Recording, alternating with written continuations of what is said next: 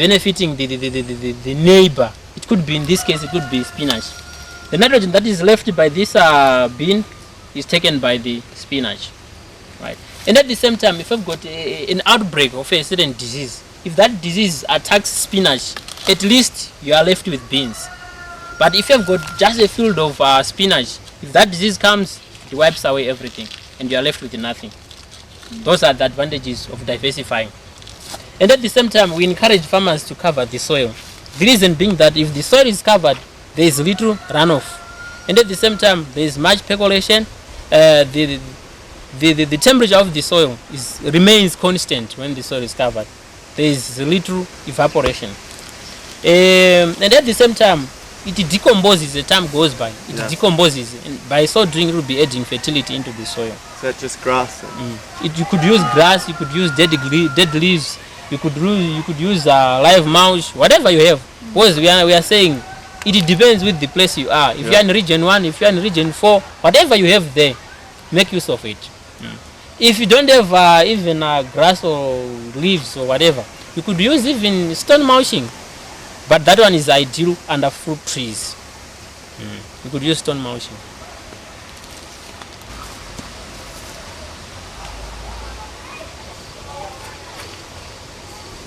So how many people are there working on this? We also encourage farmers to dot a few fruit trees in their fields or in their gardens. Right. If you compare the production that you get from one tree and the production that you get on a piece of land planted vegetables, you could see that from a tree you get huge sums of money.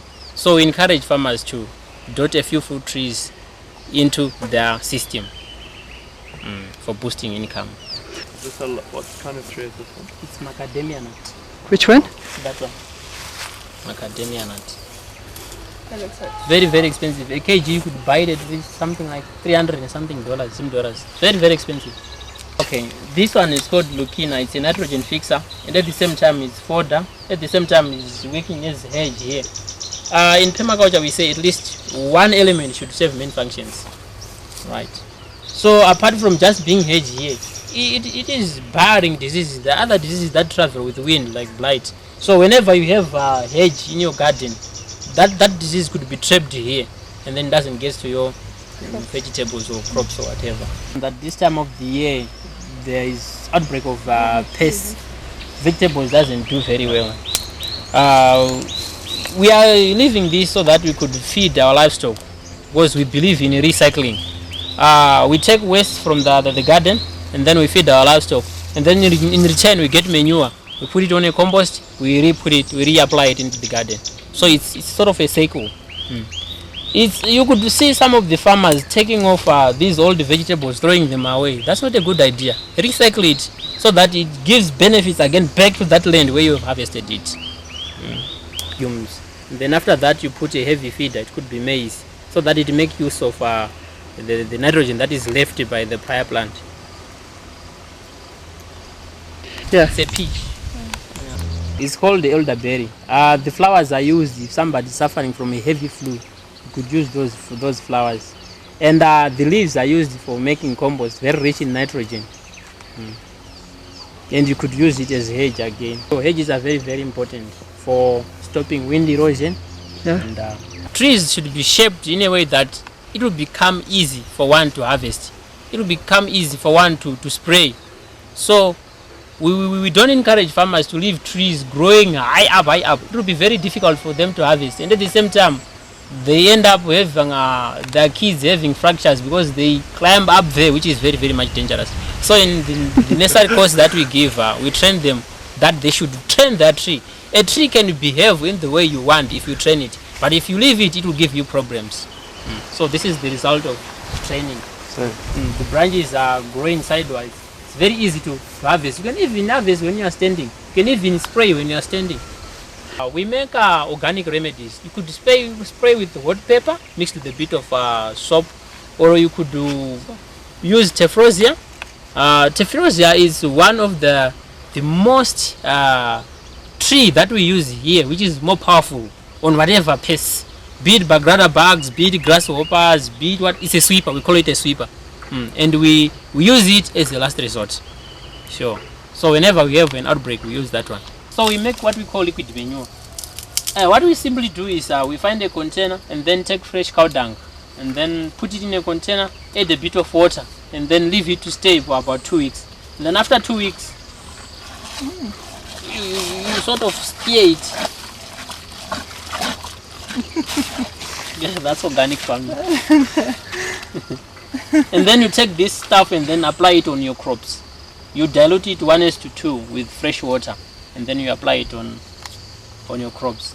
But the most powerful one is the one made from chicken droppings. You just harvest the chicken droppings, you put in a sack, and then you put in a drum. You add water. You leave it for 2 weeks again, and then you top dress your crops.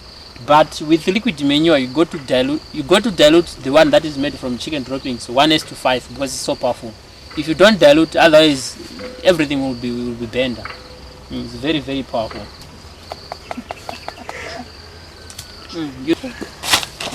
That's for the flies, huh?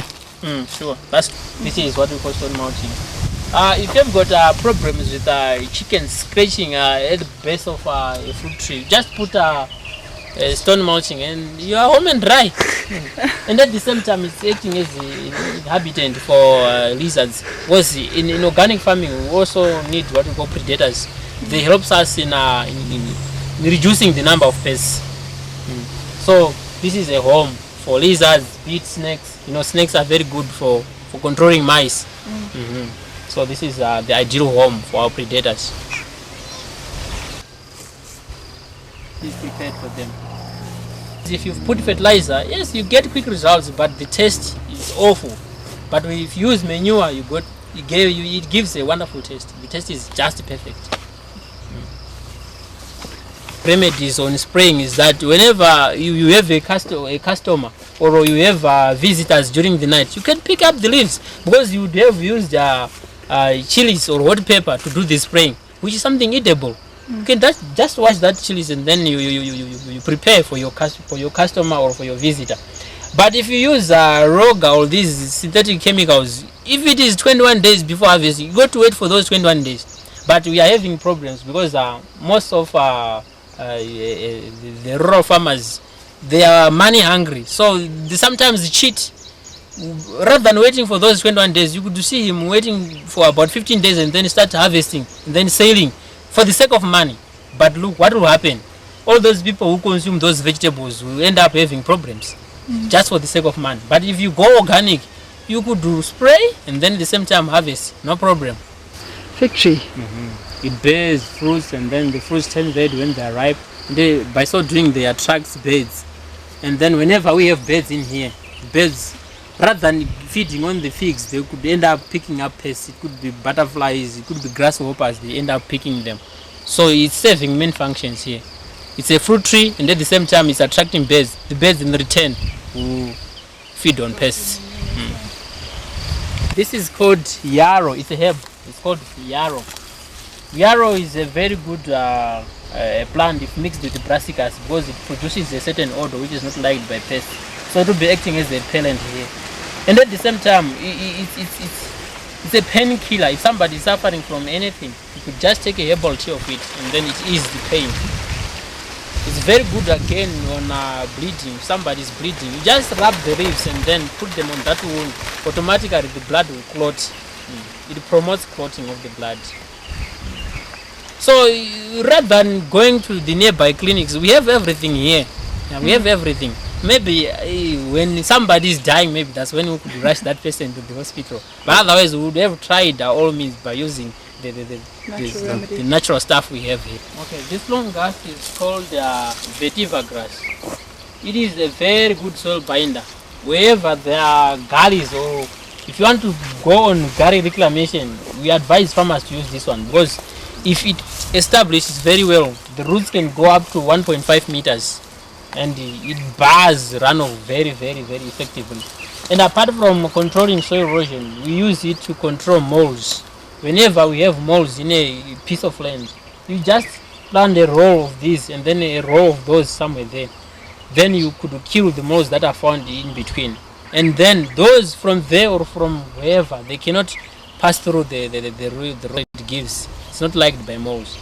So it's a repeller of moles. The connection of the ecosystem, they'll be seeing everything. So they prefer using these outdoor classrooms. Closely, we build what you call a chicken tractor. It's just a small wooden thing with a bit of fence, so that we keep the chickens at one place and then we put the chickens in. The chickens will scratch, that is picking whatever pest they could find.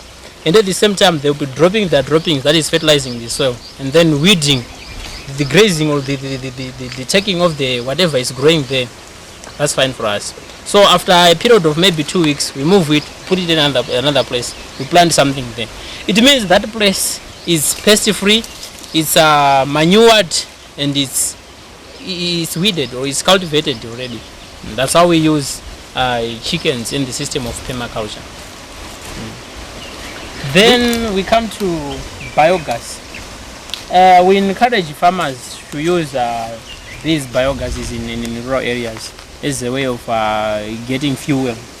Because after independence, most of the farmers, the rural farmers, they went on a rampage of destroying the environment, having piles and piles of firewood, forgetting that tomorrow they won't have anything to resort on. So we are coming on with this project of biogases, whereby they could use fresh cow dung, feed in, and then get methane gas, then use it for cooking and lighting as well. So there's methane coming out of that tube. Yeah, sure, there's methane coming out from that. And where is it going? It's going into that house and being used in there for cooking and lighting. Amazing, huh? So what's in there? Methane. Yeah, but like, how do you get it? Then we have the inlet there, Yeah. where we pour, it could be kitchen leftovers, fresh cow dung, we mix with a bit of water, it forms porridge form, and then we pour it in. When it comes here, there are those anaerobic bacteria or something, which does the decomposition. And then the product that we get is methane gas, and then it's piped into that house. Wow. The waste it comes through the outlet. We take it as celery. It could be used as liquid manure. Then we take the waste and then we apply it on crops as liquid manure. So in permaculture, we don't throw away anything. We make use of everything. Yeah, sure. Make use of everything.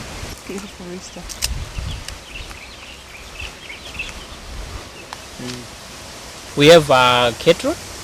Those are the ones that does the grazing. And then we have pigs. We used to have goats. We just buy them and then fatten them and then sell them as a way of generating income. We harvest seeds from the fields, be it in the garden, be it in the fields, seeds of trees, seeds of vegetables. We bring them in here, we store them there, and then we could sell them to our visitors or customers. And then the extra we could replant it in the garden so that we become self-reliant. We are promoting self-reliance. We have courses that runs for 1 week, and then some runs for 2 weeks. And these bricks are called the SSBs, soil stabilized blocks. They've got a cement element in them, and they can last for a long time. They are very cheap to produce.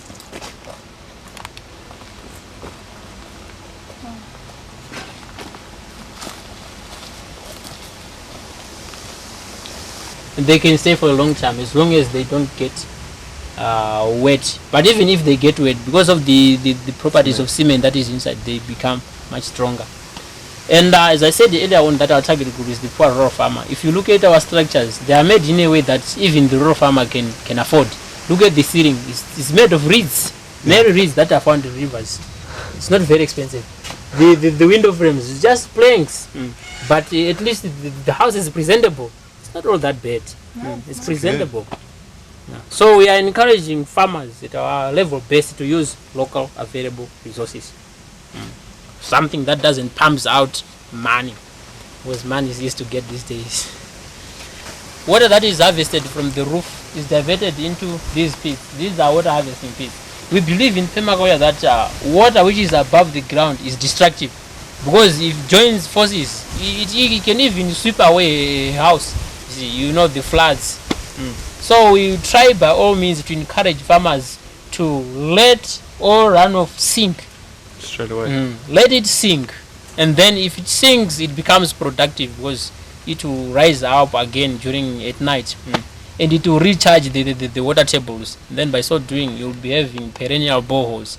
But if you leave it flowing, going away, it's lost forever. You'll never get it again.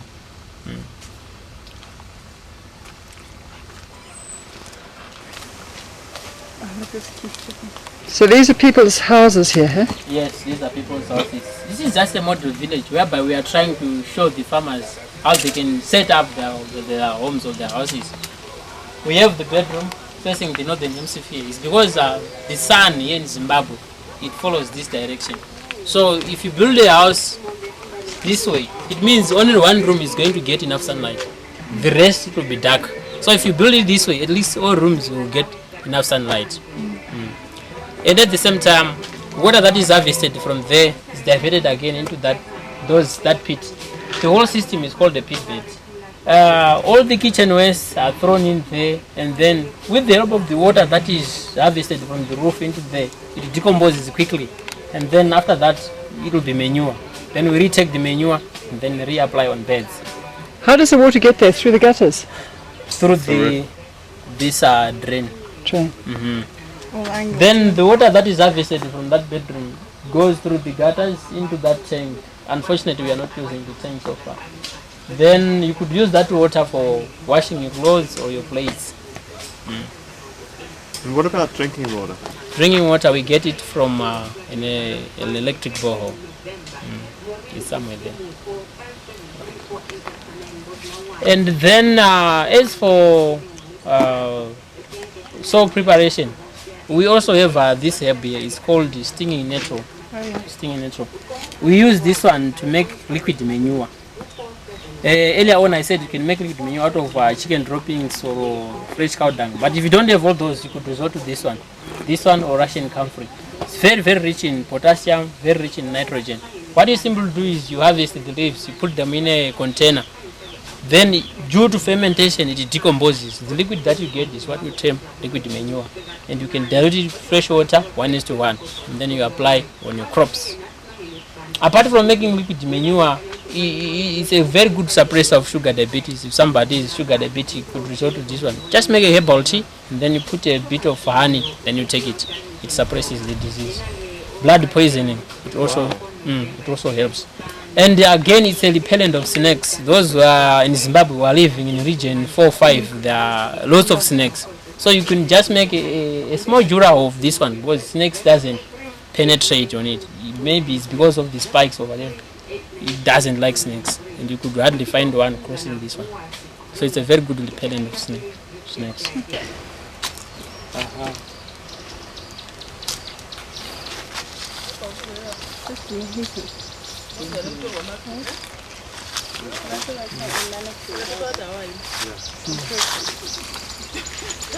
We don't believe in plowing, because if you turn up the soil, after 5-6 years the soil becomes exhausted. It quickly becomes exhausted. Maybe what we encourage is we can do plowing maybe on staggering years. Maybe after 3 years you plow, after 3 years you plow. Or on these other years you could practice what we call minimum tillage, where there is little disturbance of the soil, so that the soil will remain intact.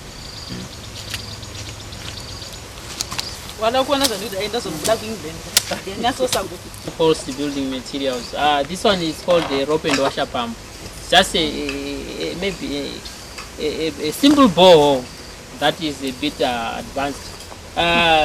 It sucks water from the permanent water table using this rope.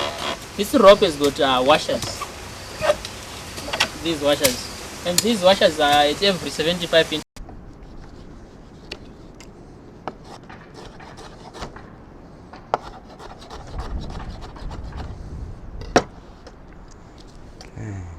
That. Now we're just going to add a little bit of honey, which is very, very good for you. Honey is very, very good.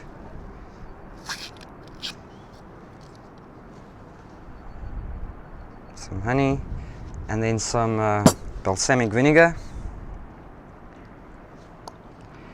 and some fresh coriander. Coriander has got a very earthy sort of smell to it and a very earthy taste, and it's also quite good for your health.